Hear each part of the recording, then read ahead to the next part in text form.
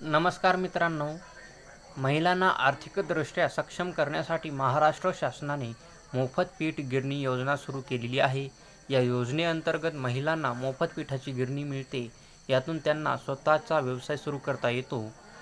आर्थिक अडचणीत असलेल्या महिलांना मदत करण्यासाठी महाराष्ट्र शासनाने मोफत पीठ गिरणी योजना 2024मध्ये सुरू केली आहे. ही योजना या महिलांना मोफत पिठाच्या गिरण्या आणि त्यांना स्वतःचा छोटासा व्यवसाय सुरू करता येतो.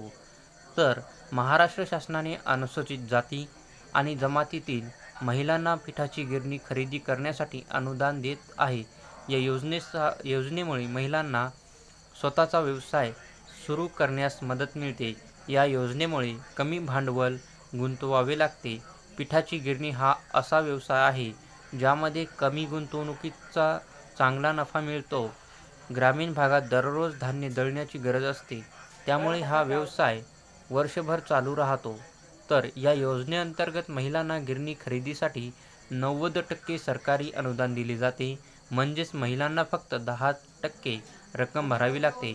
यामुळे अगदी कमी खर्चात व्यवसाय सुरू करता येतो.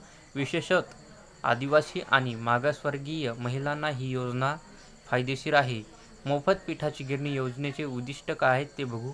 महिलांचे आर्थिक सक्षमीकरण करण्यामध्ये महिलांना आर्थिकदृष्ट्या स्वावलंबी बनवून त्याचे सशक्तीकरण करणे.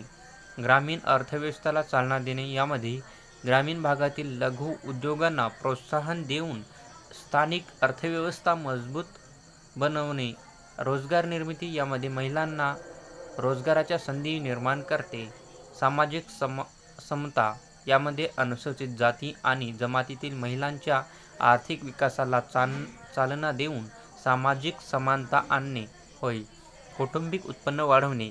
महिलांच्या उत्पन्नातील वाढीमुळे कुटुंबाचे एकूण उत्पन्न वाढवणे. योजनेचे पात्रता निकष काय आहेत ते बघू. तर या योजनेसाठी अर्जदार महिला महाराष्ट्राचा रहिवासी असणे गरजेचे आहे. अर्जदार महिलेचे वय 18 ते 60 वर्षाच्या दरम्यान असणे गरजेचे आहे. महिला अनुसूचित जाती आणि जमातीमधील असाव्या. कुटुंबाचे वार्षिक उत्पन्न 1,20,000 रुपयापेक्षा कमी असावे. विशेषतः ग्रामीण भागातील महिलांना प्राधान्य दिले जाईल. अर्जदार महिलेच्या नावाने बँक खाते असणे आवश्यक आहे. तर या योजनेसाठी आवश्यक कागदपत्रे काय आहेत ते बघू.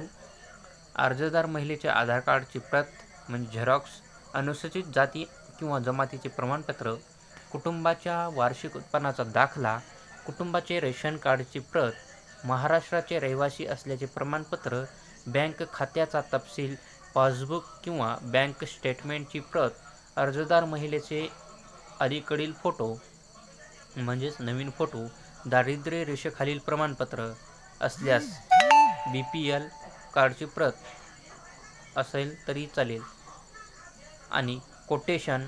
पिठाची गिरणी खरेदी करण्यासाठी शासनमान्य विक्रेत्याचे कोटेशन लागेल. तर अर्ज कुठे करायचा ते बघू. अर्जदार महिलेने स्थानिक पंचायत समिती किंवा जिल्हा महिला व बालकल्याण विभागाच्या कार्यालयात जाऊन अर्ज भरता येतो. सर्व आवश्यक माहिती भरून अर्ज पूर्ण करावा. वर नमूद केलेल्या सर्व आवश्यक कागदपत्रे अर्जासोबत जोडावीत.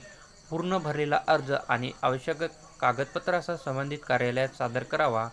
अर्जाची पडताळणी केली जाईल आणि पात्रता तपासली जाईल. अर्ज मंजूर झाल्यास संबंधित महिलेला अनुदान मंजूर केले जाईल. मंजूर अनुदान थेट अर्जदार महिलेच्या बँक खात्यात जमा केले जाईल. तर पिठाची गिरणी व्यवसायाचे फायदे बघू. ग्रामीण भागातील पिठाच्या गिरणीची गरज वर्षभर असते, त्यामुळे महिलांना उत्पन्न मिळू शकते. सरकारी अनुदानामुळे महिलांना अत्यंत कमी गुंतवणुकीचा व्यवसाय सुरू करता येतो.